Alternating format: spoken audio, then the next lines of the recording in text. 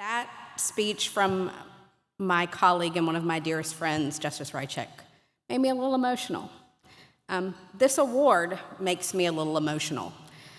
I am so honored and so humbled to receive this award, most especially from DWLA. One of the things that I love most about having practiced and now being a judge in Dallas are the women lawyers and women judges that I am so fortunate to be able to surround myself with. And when I was thinking about this award, what I thought about was my path to the judiciary, my path to doing what I do.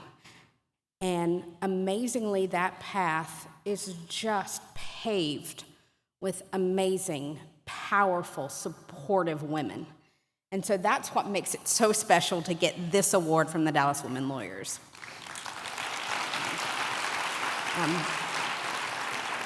And I want to talk a little bit about that because I think it's so important to cherish what we receive from the women in our life. And I can't not start it without talking about my mother. Many of you know, I was raised by a single mom who worked 2, sometimes 3 jobs, who often told me things like, you're not a B student, you're an A student, and always instilled, you can be anything that you want to be, which is a really powerful thing to hear when you are a biracial child growing up in rural North Carolina. And yet she gave me that support. I was very lucky to go to I guess they would call it kind of a charter high school. It's a residential high school in North Carolina called the North Carolina School of Science and Math.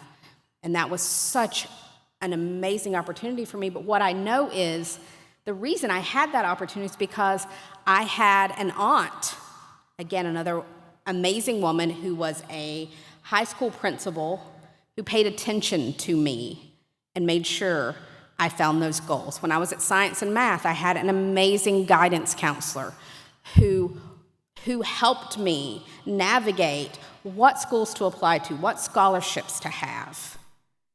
And there we go. When I was lucky enough to get to the University of Texas School of Law, I honestly ended up there because the Dean of Admissions, again, an amazing woman, took me under her wing and helped me to get the scholarship money that I needed to attend and pushed me, helped me find the jobs that I needed over the summers and that type of work that would lead me to the career that I wanted.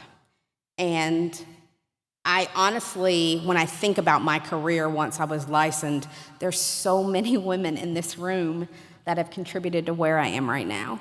Many of them are at my table.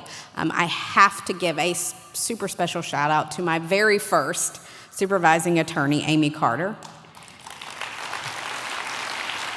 who 20 years later is still in my corner and still supporting me to this day, sitting at this table. She's block walking for me for campaigns. She is the person that I call when I'm freaking out about what I should do about something. How you can't quantify that. You can't quantify that type of support. And I truly believe it's something that women really give to women.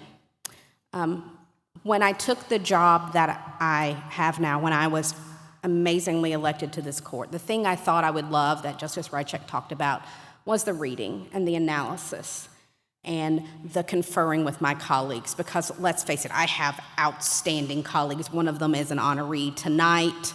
One was a prior honoree, Justice Myers. I think Justice Goldstein was a prior honoree. Justice Kipnis is here.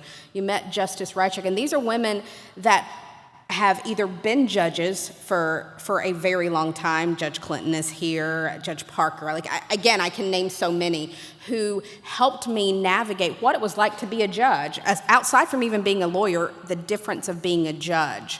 I have these outstanding colleagues who have helped me learn and grow in this, and I knew that I would love that. But the thing that I have loved most is the mentorship and the camaraderie in the community that I've been able to do as a judge, because it's a different position to have. I get to have interns, and I say that specifically. I get to have young lawyer interns in my chambers. I get to talk to them about what they want to do. I get to utilize the connections I've made to make them truly amazing members of our community. I get to swear them in and welcome them to the profession and be excited about what they're doing for our legal community. And quite frankly, that in and of itself is the most rewarding part about the job that I have. So I am so grateful to the Dallas Women Lawyers and to all the women in this room and in my life for making me the Jurist of the Year. And I so appreciate you all and this wonderful award. Thank you so much.